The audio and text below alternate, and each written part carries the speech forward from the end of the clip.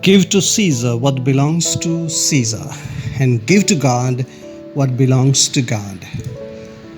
The above saying is at the very foundation of the reflection today as we unravel the message of the liturgy of the Word. Now, in the first place, when we normally listen to this saying of Jesus, the ordinary conclusion or the interpretation and descriptions that have already been given to us is that we as believers in God, we do have to make a clear distinction between the social order, the political order, when it comes to paying taxes, fulfilling our obligations, and taking care of whatever we have to do as ordinary citizens of a country or a nation. We do have to fulfill those obligations and separate them from the obligations and the duties that we have towards God. Now the question is that possible that we make that distinction? We separate ourselves completely from the social and political order, and that we somehow fulfill our obligations toward God and take care of the spiritual matters. Now, the other concern that arises from this kind of thinking is that what Jesus wanted when he said what he said? Give to God what belongs to God, and give to Caesar what belongs to Caesar. Now, what is it that he was talking about when he said give to Caesar? Now, who was Caesar? See, Augustus Caesar was the tyrant, the emperor, living in Rome. And of course, it goes without saying, when there is a tyrant, the power is centered in his hands, a kind of a dictator with a whole lot of administrative individuals who were depending on the emperor, but with tremendous amount of advantages, luxuries and privileges that were given to them. So therefore, like in any totalitarian system of government, the king or the emperor decides, and his stooges, his followers, those who depend on the emperor, carries out the orders. Now, the taxation was one of those tyrannical administrative tools that the Roman Empire used in order to enrich themselves, but also to show that they are in power, in order to show that you pay taxes to us and we will take care of you.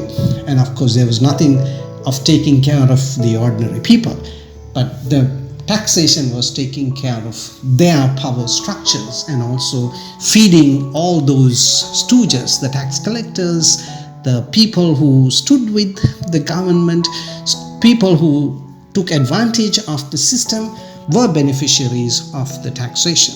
Now, when you read the history of the Jews, Josephus, a great historian who wrote extensively about this whole problem of taxation, he writes about a tremendously massive rebellion that was led by Judas the Galilean. And at that time, Jesus was only a very young boy of 6 years, most probably. And at that time, he fought openly against the Roman soldiers, opposing the Roman taxation system and opposing the exploitation of the poor. And his rebellion was completely crushed by the Roman soldiers. So much so, Josephus says that most of the people who fought in this rebellion were killed and hung on crosses and displayed their dead bodies on crosses so that the ordinary people sees that.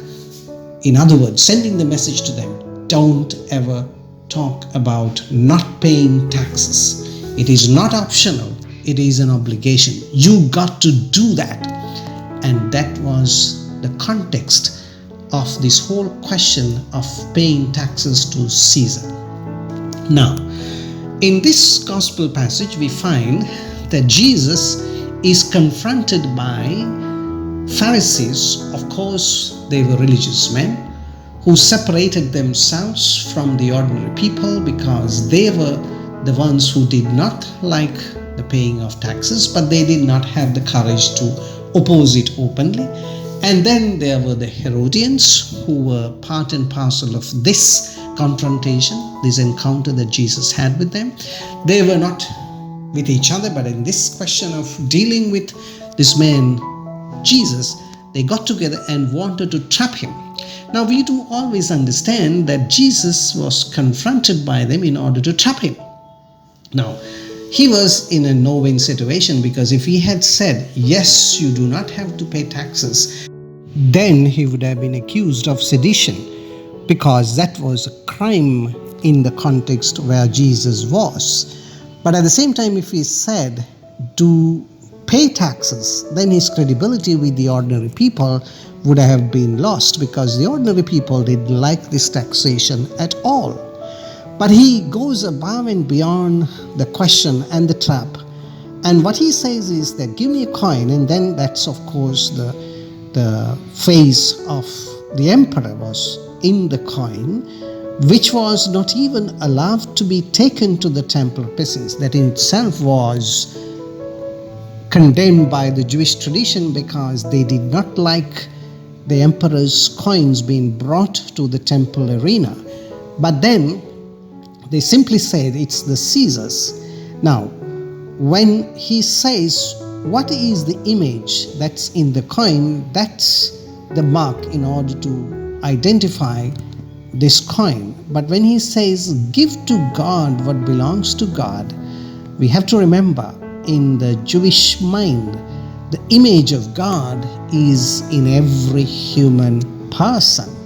So therefore, when Jesus makes this distinction between give to God what belongs to God belongs not just mere coins, but every human person, every individual created in the image and likeness of God is God's property, and pay and give to God what belongs to God. So his answer was, of course, taking them from their political and social contexts to another level.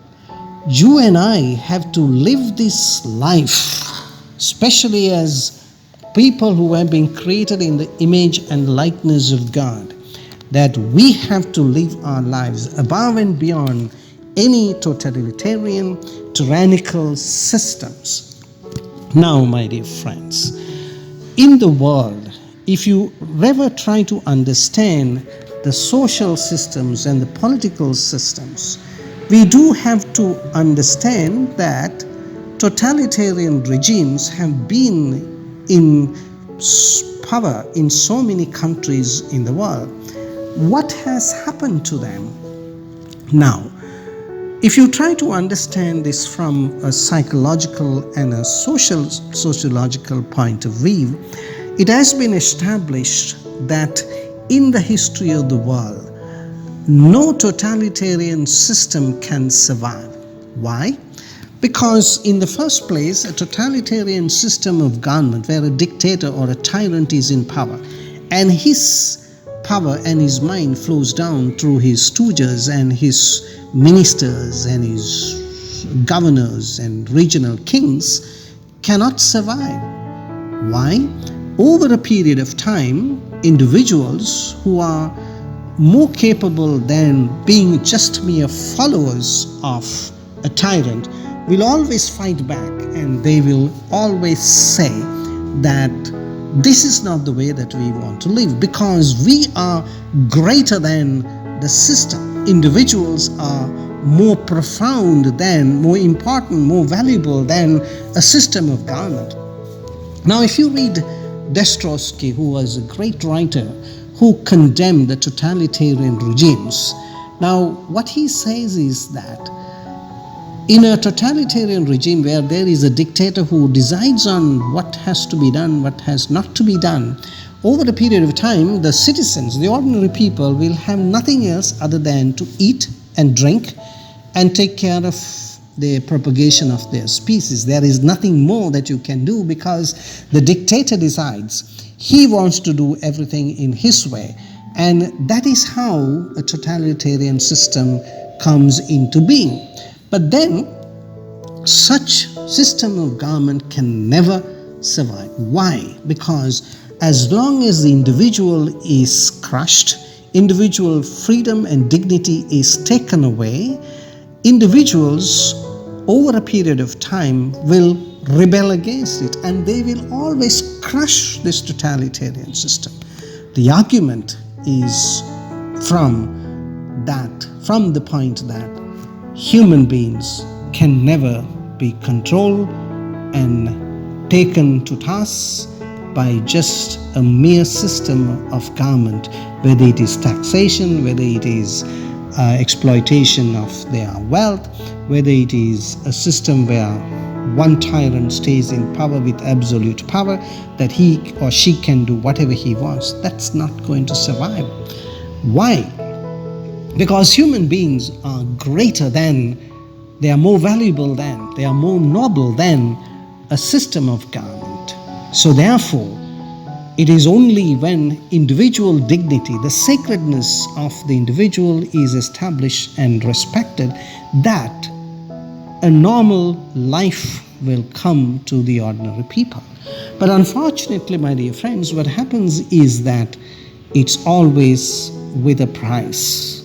It's always with consequences, because the history of the world is enough proof that as long as we human beings are given the right place in their own life journey with noble dignity and tremendous recognition of their sacredness of being human, that no system of government can survive. So therefore, Jesus' answer is a powerful message to all of us, that as long as we are created in the image and likeness of God, the individual freedom, individual dignity, the sacredness of the person has to be given more priority above and beyond a mere system of government, whether it is a tyrant or an emperor or a president or a prime minister who thinks that he or she can stay above the dignity of the entire nation. He or she is thoroughly mistaken, because there is always going to be a heavier price than a mere running and a continuation of someone in power.